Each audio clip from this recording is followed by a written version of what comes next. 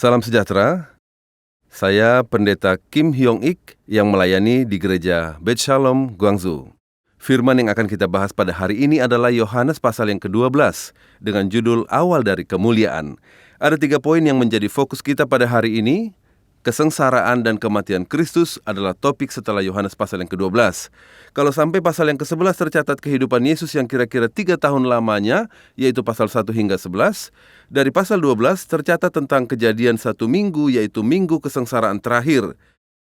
Jadi pengurutan waktu ini sungguh luar biasa ya.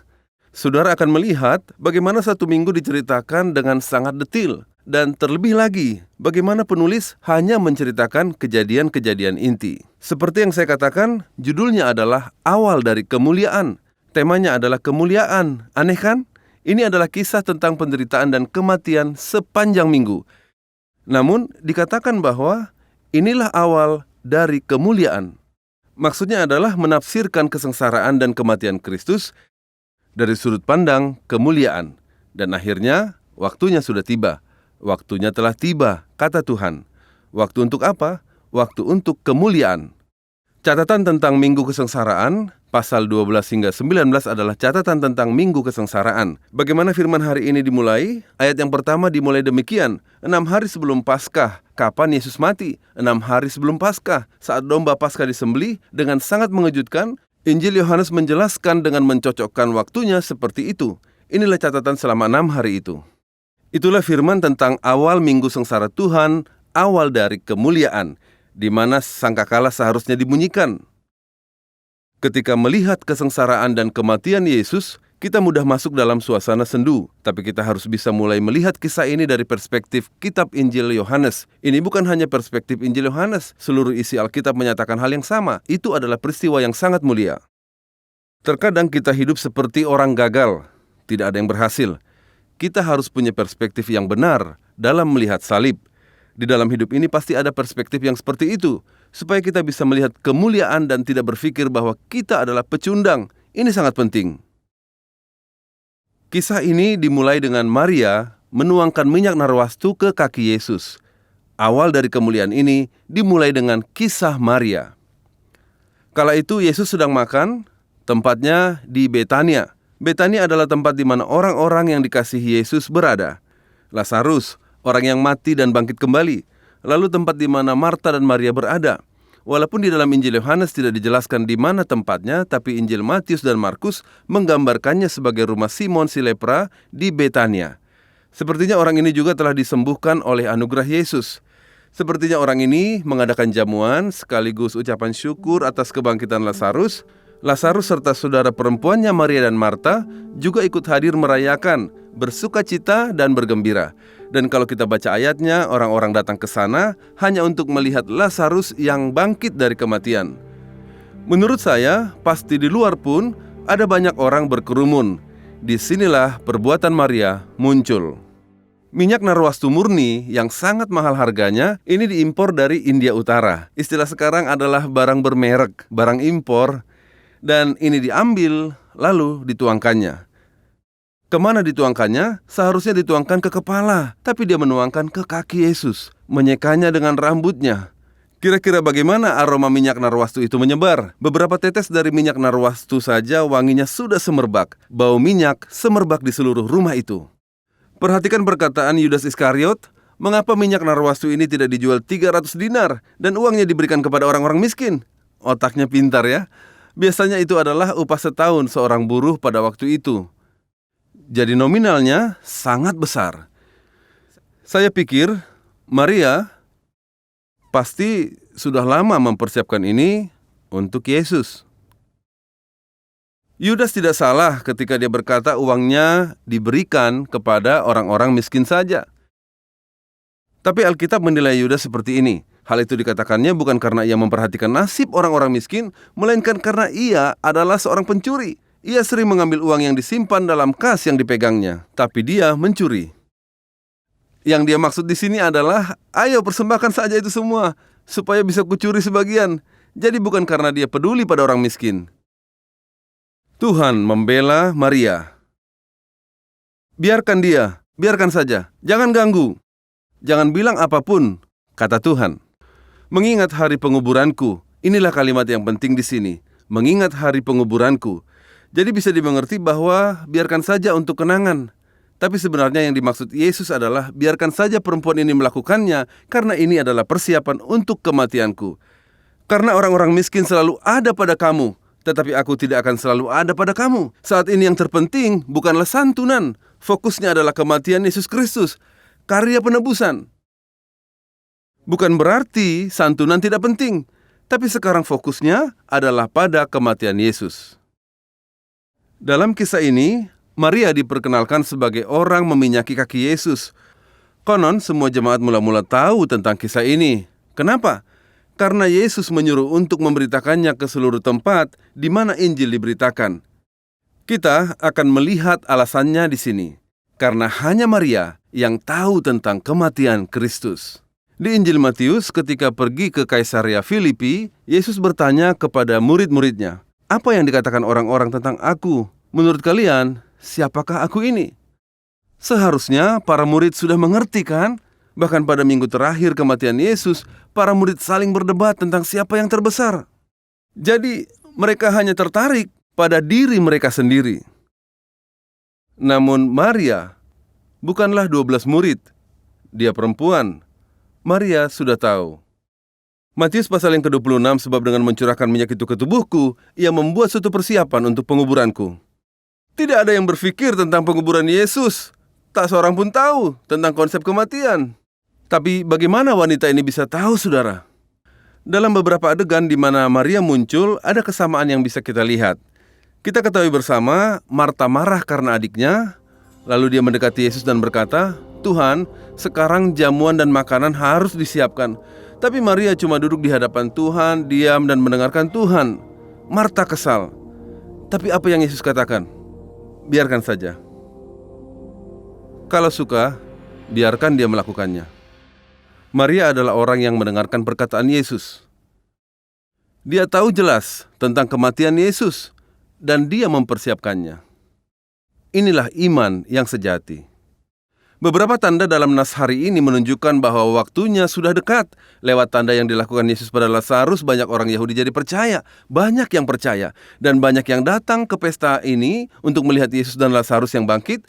Jadi mereka takjub melihat Lazarus. Apakah dia benar-benar pernah mati? Katanya Yesus menyelamatkannya. Singkatnya, Lazarus adalah bukti yang berjalan. Bukti bahwa Yesus adalah Putra Allah, Tuhan yang Maha Kuasa. Itulah bukti. Apa yang dilakukan Dewan Sanhedrin? Awalnya mereka mencoba membunuh Yesus, kemudian mereka merasa tidak cukup, mereka harus menghancurkan buktinya juga. Mereka juga berniat membunuh Lazarus. Tiba waktunya. Ada adegan di mana Yesus memasuki Yerusalem. Namun, sikap Yesus berubah. Berubah seperti apa? Sebelumnya setelah dia menyembuhkan orang, dia akan berkata, "Jangan bilang pada orang lain bahwa aku yang menyembuhkannya." Dia menyembunyikan dirinya sendiri. Namun ketika orang-orang bersorak-sorai dengan nyanyian Hosana, dia menerima semuanya. Yesus menerimanya. Dia datang sebagai raja, raja yang menunggangi keledai. Di negara lain, raja biasanya naik apa? Naik kuda kan? Dengan gagah, atau naik kereta kuda. Tapi ada hukum yang berbunyi, jangan memelihara banyak kuda, jadi dia naik keledai. Kalau kita lihat Kejadian 49 saat Yakub memberkati dan menubuatkan putranya Yehuda, dia juga berbicara tentang keledai. Tapi ini hanyalah gambaran bahwa Yesus akan datang dengan menunggangi keledai. Raja yang sangat rendah hati telah datang. Di sini Yesus menyatakan, "Aku masuk sebagai seorang raja." Jadi mereka menyongsong dia, menyerukan Hosana sambil memanggilnya sebagai Raja Israel. Dikatakan bahwa mereka melambaikan daun palem. Daun palem adalah simbol sukacita. Secara khusus orang-orang melambaikannya pada hari raya Pondok Daun. Tapi di tahun 141 sebelum Masehi ketika Makabeus merebut kembali Yerusalem dari Syria, dalam parade kemenangan, orang-orang mengangkat dan melambai-lambaikan daun palem. Jadi maknanya sama seperti kemerdekaan Israel, kemenangan Israel.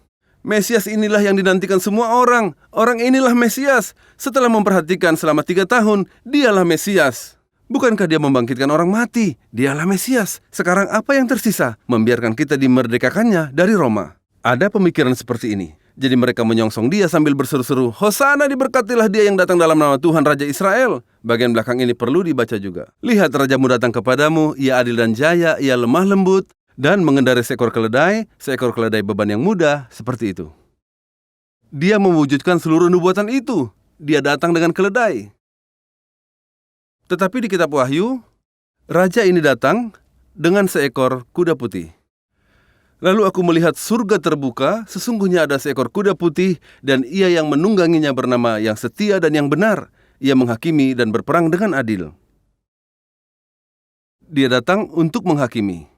Sudah tiba waktunya untuk dia menjadi juru selamat bagi seluruh dunia. Tuhan bukan hanya untuk bangsa Israel, meskipun orang Israel berkata Mesias hanya bagi mereka, tapi karena waktunya sudah tiba, Yesus mulai menyatakan bahwa dirinya lah juru selamat dunia. Jadi bagaimana peristiwanya? Menurut pasal yang ke-12 ayat 20, di antara mereka yang berangkat untuk beribadah pada hari raya itu, jadi mereka adalah peziarah, karena itu sedang Paskah, terdapat beberapa orang Yunani. Siapakah mereka? Mereka adalah orang Yunani, tapi sudah pindah keyakinan ke agama Yahudi. Mereka dijuluki sebagai orang-orang yang takut akan Tuhan. Beberapa orang Yunani ini datang mencari Yesus untuk bertemu dengan Yesus. Jadi saudara, kalau kita baca keseluruhan kisah ini, kita pasti kenal dengan ayat yang terkenal itu. Sesungguhnya jikalau biji gandum tidak jatuh ke dalam tanah dan mati, ia tetap satu biji saja. Tetapi jika ia mati, ia akan menghasilkan banyak buah. Firman disampaikan Yesus ketika orang-orang ini mencarinya, tidak ada catatan apakah mereka bertemu atau tidak.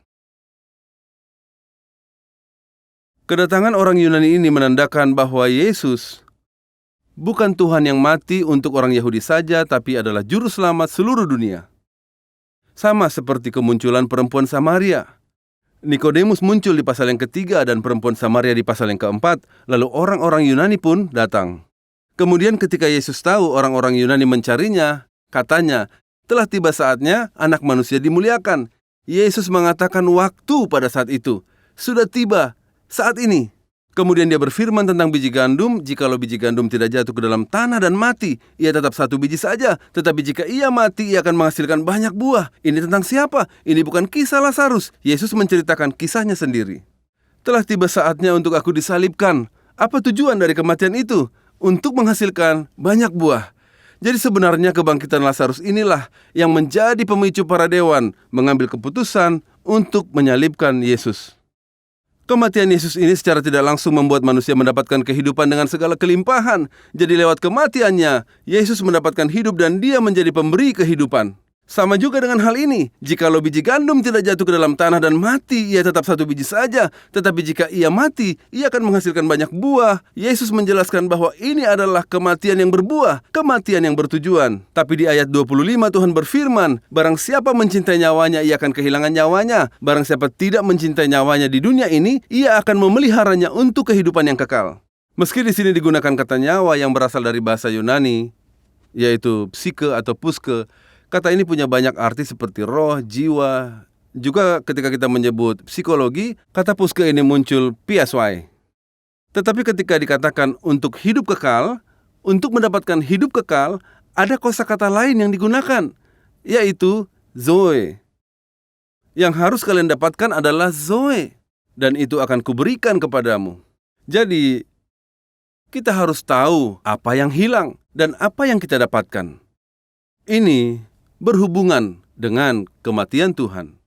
Tuhan memberikan nyawanya untuk menghasilkan banyak buah.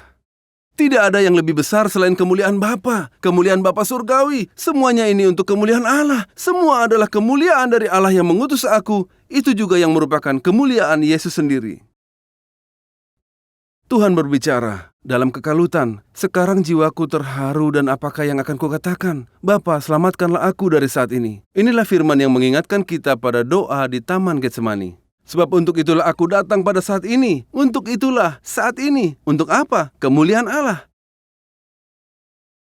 Kalau kita perhatikan isi doa Yesus ini, "Selamatkanlah aku dari saat ini," akan sangat mudah bagi kita untuk berpikir bahwa, oh, jadi Yesus takut mati. Tapi coba saudara pikirkan tentang para martir dalam sejarah gereja. Apakah para martir itu takut akan kematian? Pasti takut. Tapi bukankah mereka mati dengan sangat mulia? Jadi karena Yesus berdoa meminta cawan itu lalu daripadanya, apakah artinya Yesus tidak bisa seberani para martir itu? Bukan seperti itu konsepnya. Martin Luther mengatakannya dengan jelas, orang ini sangat takut dengan kematian, dan tidak ada orang yang bisa mengimbanginya. Tidak ada seorang pun dalam sejarah. Kenapa? Karena Yesus tahu apa itu arti kematian. Dan arti dari penyaliban di mana dia harus mati adalah kematian sebenarnya yang belum pernah dirasakan manusia. Kematian yang menyerap semua murka Allah yang juga adalah kutukan yang memutuskan hubungan dengan Allah. Dan hal itu benar-benar diterima oleh Yesus yang kemuliaannya kekal.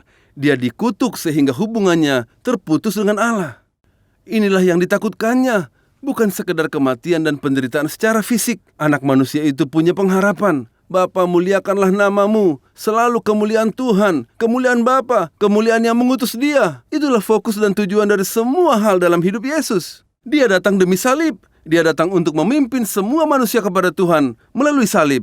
Dia sadar akan panggilannya, dan dia selalu sadar akan tujuan akhirnya. Apa yang diharapkan dengan memikul salib? Dia memikul salib untuk memuliakan Allah. Itulah sebabnya dia berdoa agar nama Bapa dipermuliakan. Ketika para murid datang dan meminta diajari berdoa, apa yang dikatakan Yesus dalam Matius pasal yang ke-6? Yang paling pertama diajarkan adalah, Bapa kami yang di sorga, dikuduskanlah namamu. Ketika Yesus mengajari murid-muridnya untuk berdoa, meminta nama Allah dikuduskan, lalu apa yang menjadi permintaan pertama kita saat berdoa? Apa yang paling utama dan yang jadi tujuan akhir doa kita? Memuliakan nama Bapa. Bukannya minta ini dan itu, tapi agar nama Bapa dimuliakan. Tuhan Yesus menunjukkan kepada kita bahwa dia hidup di dunia ini, lalu mati. Dia memilih jalan ini agar kita bisa melihat dan mengikuti jalan hidupnya. Anak manusia yang menderita. Saat itu orang-orang sedikit demi sedikit mulai mengerti, lalu mereka bertanya pada Yesus, kami telah mendengar dari hukum Taurat bahwa Mesias tetap hidup selama-lamanya. Bagaimana mungkin kau mengatakan bahwa anak manusia harus ditinggikan? Siapakah anak manusia itu? Apakah maksudnya dia akan mati? Apakah dia mau bunuh diri? Mereka berpikir macam-macam, hingga akhirnya bertanya langsung kenapa selalu bicara tentang kematian. Di dalam Alkitab yang mereka kenal dituliskan bahwa Mesias tidak mati, tetapi kenapa dia terus berkata tentang kematian? Ya, orang-orang itu sudah punya pengetahuan, mereka tahu beberapa nubuatan dari perjanjian lama, mereka tahu bahwa kekuatan Mesias itu abadi dan kerajaannya tidak binasa. Namun ada yang belum diketahui. Apa itu? Nyanyian hamba yang menderita. Saya hanya mengambil salah satunya. Dalam kitab Yesaya dikatakan, ia tidak tampan dan semaraknya pun tidak ada. Lalu dicambuk, lalu menderita seperti domba yang dibawa ke tempat sembelihan. Mereka tidak berekspektasi Mesias berpenampilan seperti itu. Dan bahkan tidak membayangkan bahwa itu adalah Mesias. Mereka tidak ingin mengakuinya. Mereka tidak mengerti ataupun ingin tahu kalau Mesias akan datang sebagai hamba. Yehova yang menderita. Ketika Yesus berbicara tentang dirinya sendiri, dia tidak mengatakan aku, melainkan menyebutnya dengan anak manusia. Apa artinya anak manusia? Artinya adalah putra dari manusia. Tapi istilah anak manusia ini sangat ambigu dan punya makna tersirat. Mari kita bahas sebentar. Bahasa Ibrani termasuk dalam rumpun bahasa Semit. Ekspresi idiomatik Semit untuk kata amen adalah manusia. Anak manusia berarti putra manusia. Hanya seorang individu. Saya adalah manusia. Jadi kalau ditanya apa makna dalam istilah Yesus itu, Yesus tidak hanya datang sebagai manusia yang utuh, dia juga tidak malu disebut sebagai seorang manusia. Dia senang menjadi manusia. Kenapa? Karena dia menjadi tebusan kita untuk kemuliaan Allah. Tetapi anak manusia punya arti yang lain. Ini adalah kisah dari kitab Daniel. Di sini bukan a man, tapi the man. The man, manusia itu, orang itu. Dalam pusaran sejarah dunia, di sini Daniel menubuatkan sesuai zaman itu. Seorang penguasa yang memiliki wewenang akan muncul. Dia tidak akan dibinasakan dan dikalahkan. Dialah yang menerima kuasa kemuliaan dan kerajaan yang kekal dari Allah yang bertahta sejak permulaan. Dan pada saat itu, istilah yang digunakan Daniel adalah anak manusia. Mari kita lihat di Alkitab. Aku terus melihat dalam penglihatan malam itu tampak datang dengan awan-awan dari langit seorang seperti anak manusia. Seperti anak manusia. Seorang seperti anak manusia, berarti terlihat seperti manusia. Datang dengan awan-awan dari langit, dia naik awan-awan, makhluk surgawi. Datanglah ia kepada yang lanjut usianya itu, dan ia dibawa ke hadapannya, lalu diberikan kepadanya kekuasaan dan kemuliaan sebagai raja. Kekuasaannya ialah kekuasaan yang kekal, yang tidak akan lenyap, dan kerajaannya ialah kerajaan yang tidak akan musnah. Makhluk surgawi. Semua bangsa Israel sudah tahu bahwa dia adalah Mesias. Dialah Mesias. Jadi siapakah Mesias? Dia adalah anak manusia yang datang sebagai anak manusia. Jadi Yesus dengan sengaja memakai kata anak manusia ini, dia memakainya untuk menghindari kesalahpahaman. Pertama, misalnya kalau sejak awal Yesus bicara belak-belakan kalau dia adalah Mesias, Yesus akan disalahpahami oleh orang-orang. Karena yang orang-orang bayangkan tentang Mesias adalah yang membebaskan mereka dari penindasan Roma. Mereka tidak memikirkan kematian untuk penebusan dosa. Orang-orang yang makan 5 roti dan 2 ikan berusaha untuk menjadikannya raja. Jadi untuk menghindari kesalahpahaman seperti itu, Yesus memakai ungkapan ambigu, yaitu anak manusia. Dan di saat yang sama, dia memakai ungkapan anak manusia untuk memberikan kesalahpahaman. Karena anak manusia adalah ungkapan yang ambigu. Jadi orang-orang bingung. Mereka pun akhirnya bertanya padanya, apa itu anak manusia? Siapa yang dia maksud? Apa artinya?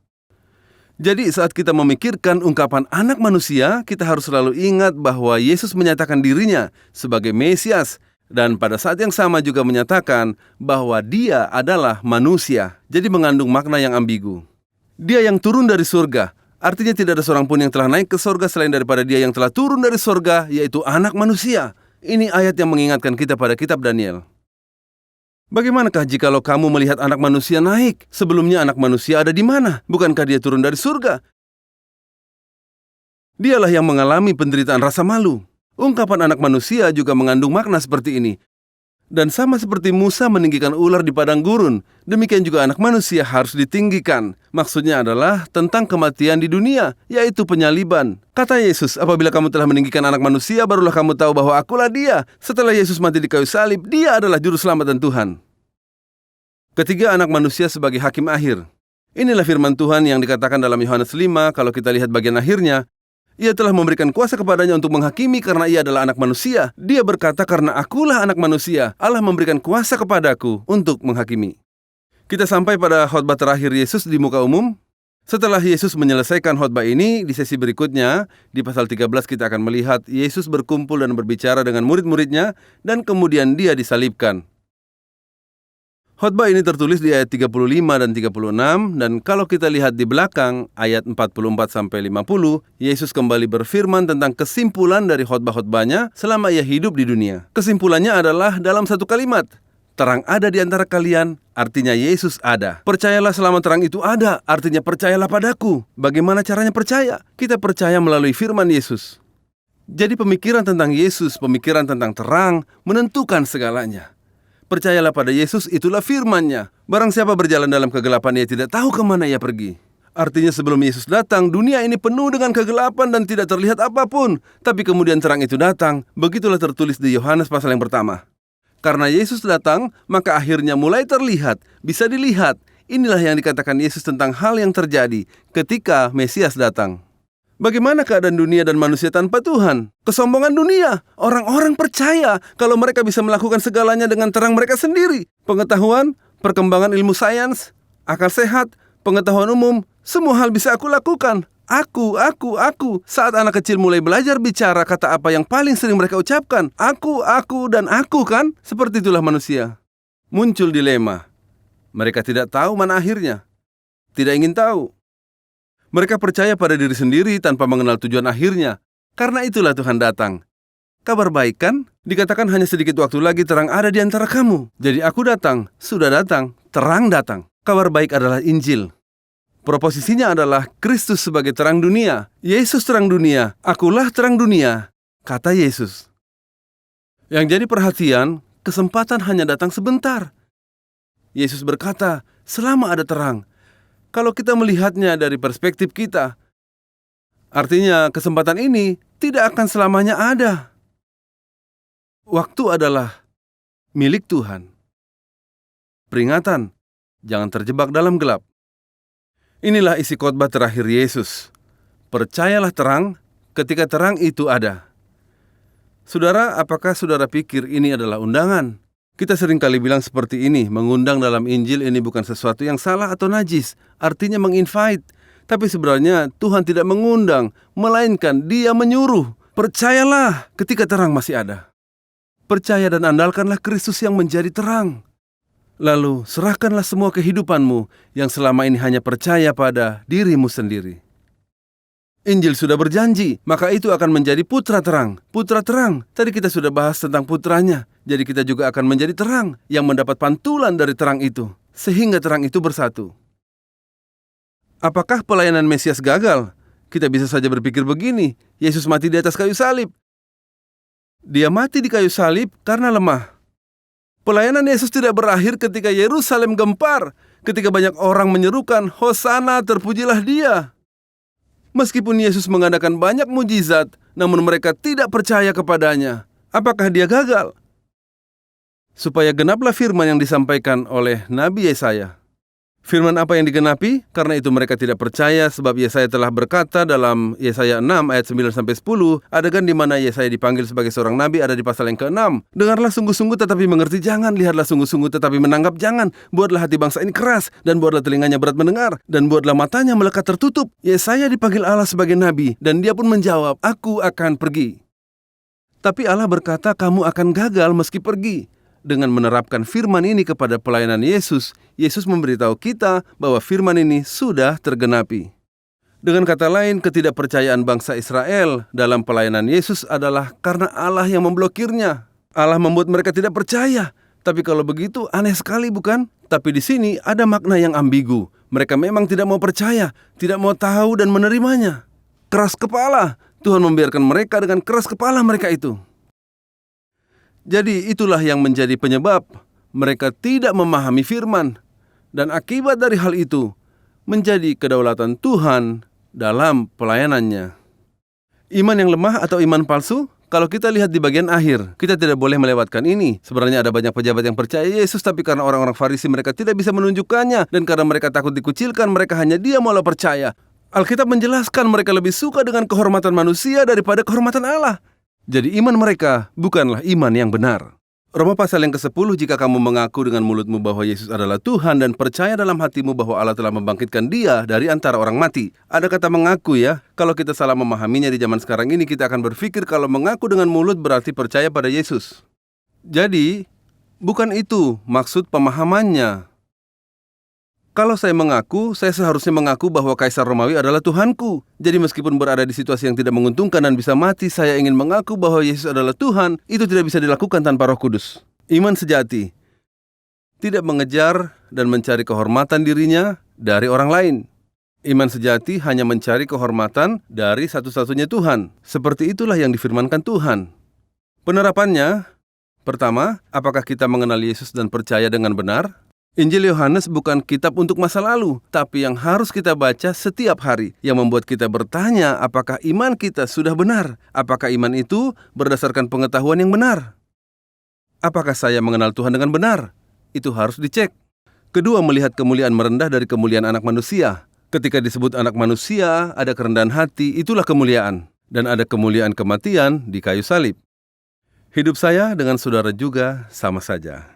Ketiga, hiduplah dalam kehidupan yang hanya mencari Allah Bapa. Inilah keyakinan. Ini bukan pilihan. Setelah sesi ini kita akan membahas pasal yang ke-13 dan dari sini khotbah di loteng Yerusalem akan dimulai. Jadi isinya tentang Yesus yang memberikan perintah baru untuk membasuh kaki dan mengasihi satu sama lain. Kita akan melihat apa arti yang terkandung dalam kematian Yesus dan betapa mulianya peristiwa itu di sesi berikutnya. Atas perhatian Anda saya ucapkan terima kasih.